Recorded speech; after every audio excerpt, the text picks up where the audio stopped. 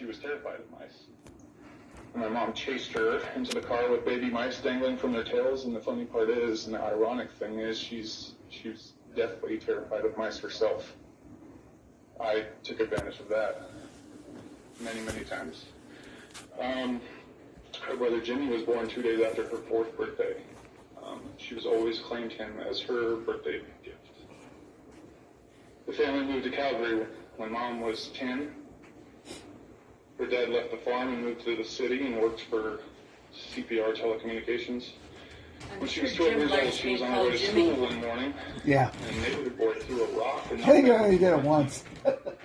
He's done it twice. No, I called him once. Which may Hey, have Jimmy. contributed to Jim. her Oh, sorry, additional Jim. phobia of dentists.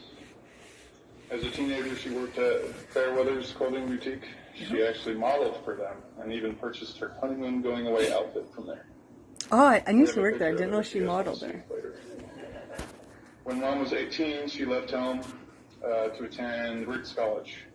One day she was studying in a completely empty common area of her apartment complex, and a confident football player, number 52, named William Tanton, a.k.a. Bill, asked if the seat next to her was taken. It was completely empty, mind you. Guess I never knew. So he took a seat, and she went back to studying biology. The first date was a walk around Rexburg, and Dad, Bill, had a rumble in his tummy. So to avoid embarrassment, he nudged her to the side to distract her from the gas he was about to pass, Can you play a game at a funeral? and accidentally pushed her into a ditch. But he quickly came clean, and they laughed about it, and I guess that solidified the courtship there. Mom and Dad got engaged 18 days after meeting, and her parents said she couldn't get married until she was 19. So they were married on August 30th, 1975, 10 days after her 19th birthday. They were sealed in the Clarkson, Alberta temple. Dad joined the Army, which took them to Tacoma, Washington, Fort Lewis. They welcomed their first daughter, Summer, in November of 1976, and was soon stationed in Korea.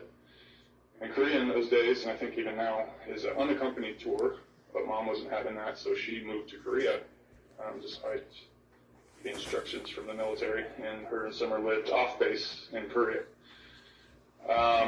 After the tour in Korea, they returned to Canada, and Dad worked construction in the middle of apparently a very cold winter. And then they returned to Ricks College for Dad to finish school. While Dad was, so I guess we kind of skipped ahead, Dad decided he wanted to be a police officer, and went to Kansas to attend the police academy. And Mom went back to Canada, and they welcomed their second daughter, Tiffany. They were in Kansas for a year, and then Dad laterally transferred to the Sacramento Police Department. They soon welcomed their third and fourth daughters, Lacey and Brandy, over the next few years. They settled into living in Northern California, and they welcomed, like I said before, their first, favorite, and only son, me, Chase, and the final daughter, Nikki, while in California. Mom loved being a mother and having kids. All wore matching outfits. She began working as a 911 dispatcher with the same department Dad worked for, Sacramento Police Department. In 1986, we as a family made a big move overseas and lived in the Philippines for Dad's work for the NIS then, NCIS now. While in the Philippines, Mom became a buyer for an import store called the Loot Locker on base, and she would travel around the world and buy merchandise for the store. I didn't know that. She fell in love with spending time at the beach and finding shells while there. And she ran the swim team and cheered on her girls as they competed very loudly. And I'm sure some of you grandkids have been a recipient of some of those cheers as well. And then she also learned how to and enjoyed playing mahjong while in the Philippines. We moved back to the U.S. in 1990 and lived in Cameron Park, California for a little bit before moving to Antelope, California. She soon went back to work for the police department as a dispatcher until she retired in 2005. She was always busy with work and kids and serving at church. In 2001, her grandbaby Savannah was born, and she officially earned the title of Grammy. This was a role she loved and cherished. She's the proud Grammy of 25 grandchildren, 14 How many? grandsons, and 11 granddaughters. 25? Wow. Mom loved all things creative and crafty. She loved spending time with her kids and grandchildren. She loved the Oregon coast and searching for agates. Her favorite holiday was Christmas. And she loved Santas.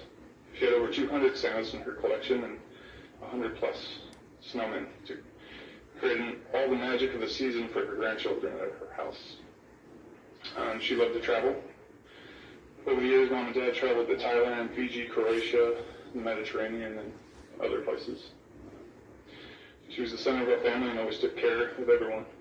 She answered every phone call and provided love and guidance every day. She had an incredible testimony of the gospel of Jesus Christ. And she served above and beyond in every calling she ever had. She especially loved working with the girls in activity days and young women's. Mom loved football. This is her and I bonding. It was our love for the 49ers and the Oregon Ducks. She was often heard cheering at Cottage Grove Lions football games, even when she didn't have a child or a grandchild on the team. She enjoyed volunteering in the classroom at the elementary school. She was known as Grandma T throughout the community. She loved wearing her flip-flops, no matter how cold or rainy it was. Mom hated